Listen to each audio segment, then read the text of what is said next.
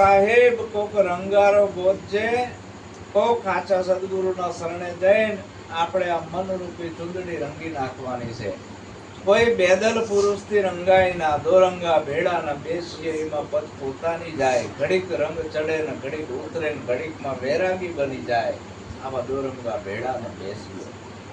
અને દોરંગો કીધો, બેદલ કીધો. બેદલ મુખથી જૂઠા બોલે, એની વાણીમાં વરમાન ડોલે. વાલીડા મારા બેદલનો સંગ ના કરજો. આવાનો જો સંગ તમે કરશો તો એ તમને ડૂબાડશે અને પોતે ડૂબશે. એટલે સદગુરુનો અને સાચા સંતોનો સંગ કરો, જે એક મુખો હોય, જેનું વચન સાચું હોય, બોલે એ પ્રમાણે પાડે છે, એનો સંગ કરવાનો છે. ઈ ભલે એક જ હોય તમારી જોડે, કે 1000 જૂઠા બોલાનો જો સંગ કર્યો ને તો એ તમને ડૂબાડશે ડૂબાડશે ડૂબાડશે. પણ એક સાચાનો સંગ કરી લીધો એ તમને તારશે, એ તમને કોઈ દી છોડશે નહીં. અને ઓલા તો તમારા વખાણ કરીને જતા રહેશે અને તમને ડૂબાડીને જતા રહેશે, તારશે નહીં. દોરંગા, દોરંગાનું કાર્ય શું છે?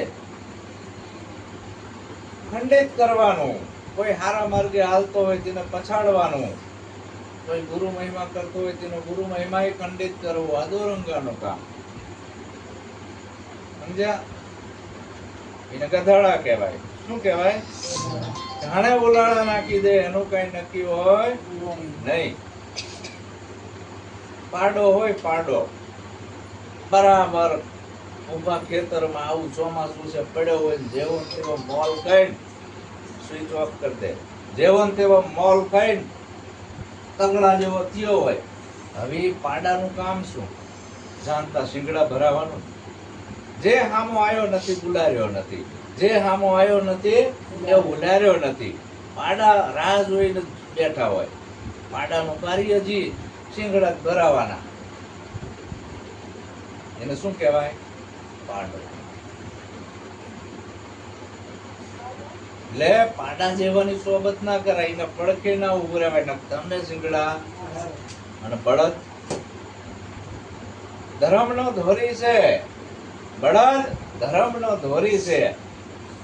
ખેતરમાં આમ જતો હોય, હાથી હાલતું હોય, ગરદણે હુઈ ગયો હોય, શેઢો આવે એટલે કેવું ના પડે, એની જાતે વરી જાય ને. અને બળદ શીલો ના કાપે, કોઈના ખેતરમાં પડે નહીં. બળદ એટલો બધો છે કે આ ખેડૂતને અનાજ પકવીને આપે છે ને. આટલા બધા ગુણ બળદમાં છે. અને બળદ કોઈ દી દગો આપે નહીં. અને પાડાનો કોઈ ભરોસો નહીં.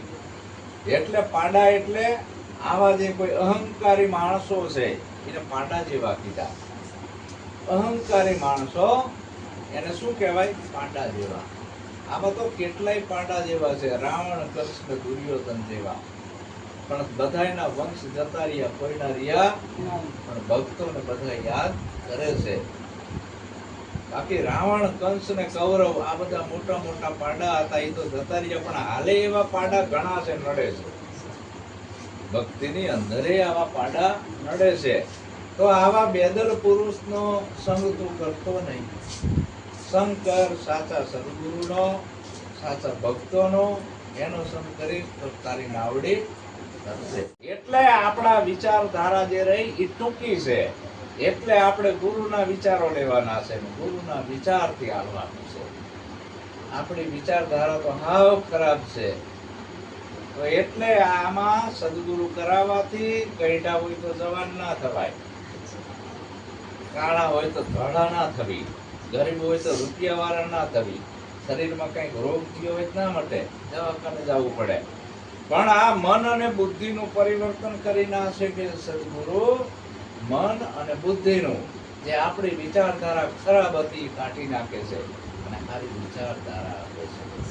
ગુરુ ગમ, ગુરુની ગમ, ગુરુની બુદ્ધિ, એનાથી તમે હાલો, જીવન જીવો તો આ રંગ નહીં જાય.